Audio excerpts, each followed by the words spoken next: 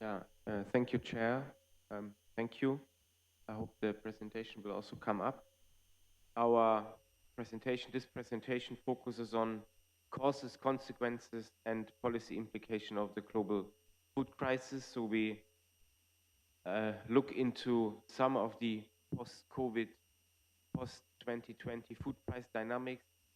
So, and trying to understand why this crisis is different, and this can lead us to the necessary policy actions in both the short and the long run.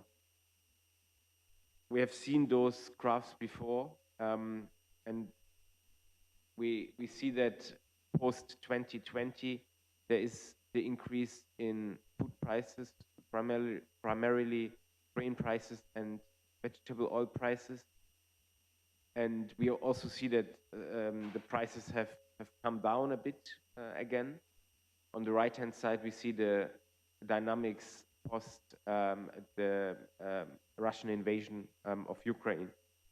And we want to discuss a couple of the issues that may have been not discussed at length yesterday.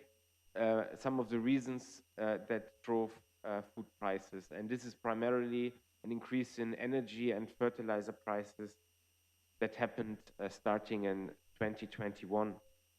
Of course, these came on top of the internal effects that we discussed yesterday, climate crisis and conflict. But there were also disruptions related to COVID-19.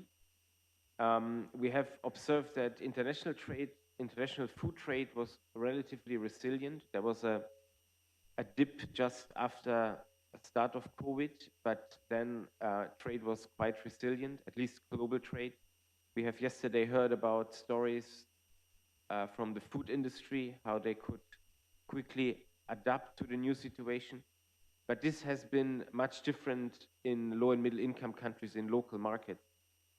There were lockdowns and, of course, other containment measures in place, movement restrictions that made it really difficult to keep food business running in many countries that rely on physical exchange of commodities in wet markets.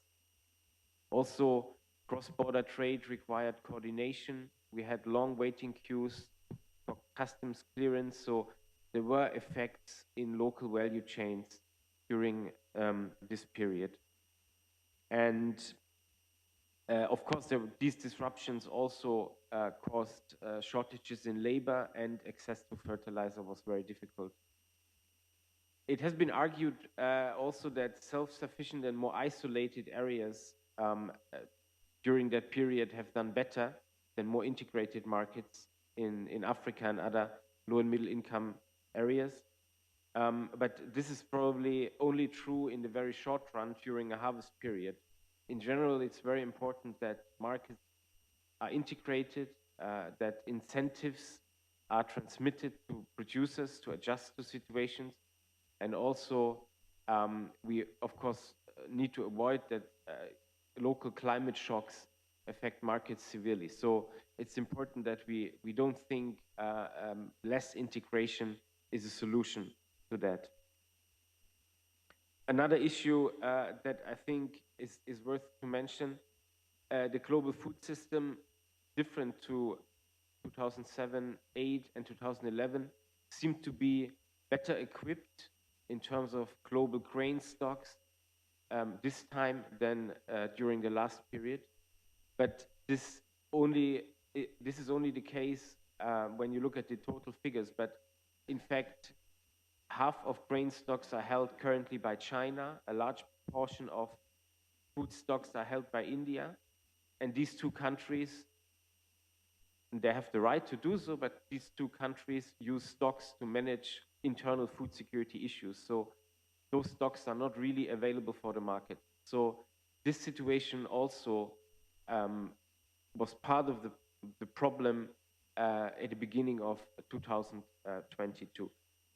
We don't need to discuss much about what happened then, but the surprising fact that the market was so under stress that we can't really read the text, but we see that few new messages that appeared in the course of 2022 made the price to move quickly during that period.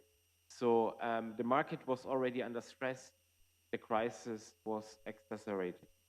But I think it's also important to note that during that period, the international community was very alerted and was very interested to show commitment to bring grain exports out of Ukraine. And I think this was also part of the reason, including the Black Sea Grain Initiative, that helped to bring prices down in the middle of 2022. Now, more to the second important issue, and to emphasize that this crisis is not over just because the international prices have come down. In fact, many of the local drivers that have been discussed are still there. We have heard from Maximo yesterday that still climate change and conflicts are the main drivers of acute food insecurity. In 2022, we had extreme weather events that destroyed harvests and livelihoods all around the world, floods in Pakistan, Guatemala, Bangladesh, Nigeria, droughts in Ethiopia, Niger, and China. So this is still there and it won't go. There's also, of course, the importance of the fertilizer price hike. I will talk about that in a minute, but this has consequences on yields, particularly in areas with low fertilizer use like Africa, and these effects are lagged. And another important issue is the macroeconomic stability of many low and middle income countries. We are still in the post-COVID area. We had economic slowdowns, employment and growth rates dropped. I think for Africa, the growth rates were 8% less than anticipated prior to COVID. At the same time, public spending and debt increased. So fiscal stimuli were needed to mitigate the crisis, but also they caused now, facilitated by expansive monetary policy, general inflation to go up. So this is further exacerbating macroeconomic instability. So there are multiple things that come in, and there are multiple crisis risks that cause a prolonged food crisis. On fertilizer, just quickly, there's a high import dependency, particularly in Africa, for fertilizer, and therefore accessibility is limited. Sometimes also the availability in the global market was limited for many low and middle income countries. Traders favored buyers in high income countries. So it is expected that this will have serious effects on yields in Africa. When we look at this curve and we expect that for cereal fertilizer use could drop by 20%, we can see we are on the left of that graph that would reduce yields drastically. So there may be a reduction in output of around 3 to 8%, and also overall general equilibrium effects on GDP around 1 to 3% as a consequence of the fertilizer crisis. I think Usman and colleagues have done a lot of work on that, and these figures are drawn from there. So this situation needs to be watched carefully and also be included in policy responses. We discussed the multiple risk factors, and here we combine those risk factors: import dependency, double-digit food inflation, conflict, climate shocks, and economic downturns, and kind of map the risk. And now we see here all the countries in the world that have at least 3 of those risks. So many countries are exposed to multiple risks. Haiti is the only one with 5 risks, and after yesterday we probably know why. A few of the countries that were mentioned have 4 risks: Afghanistan, Syria. This situation is also to be watched. So it's important to acknowledge that there are multiple risks that endanger food security situation in these countries.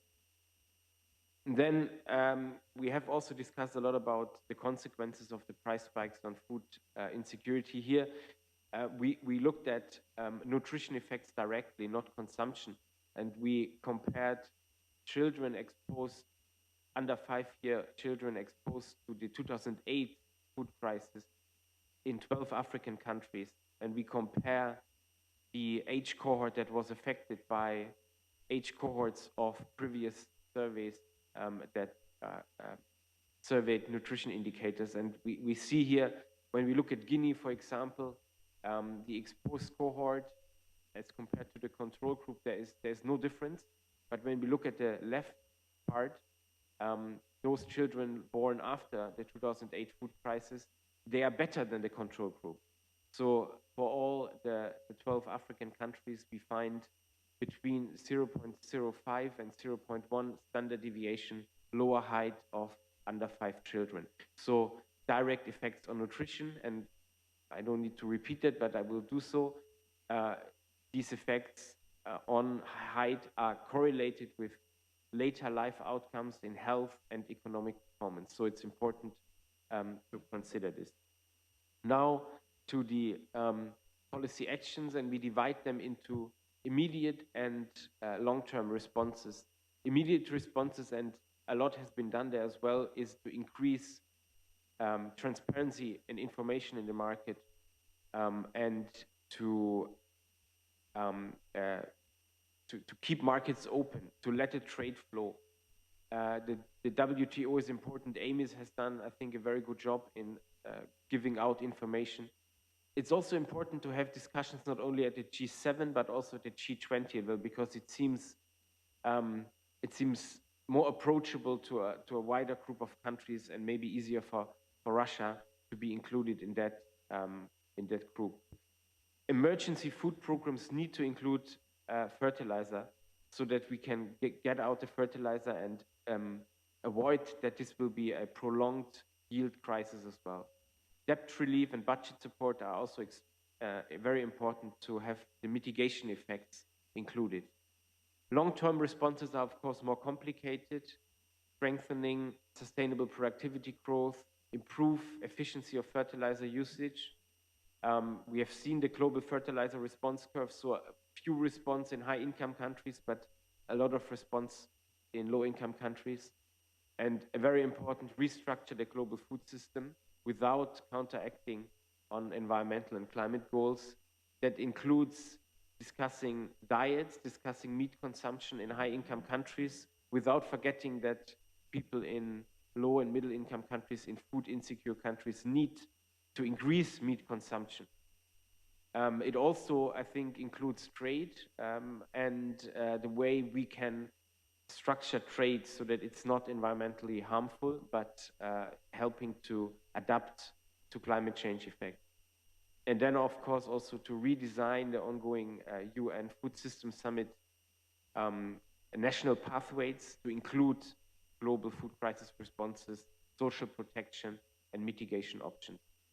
But, well, these things are nice to read, but of course it's really difficult to address them. So a few questions that we may want to address.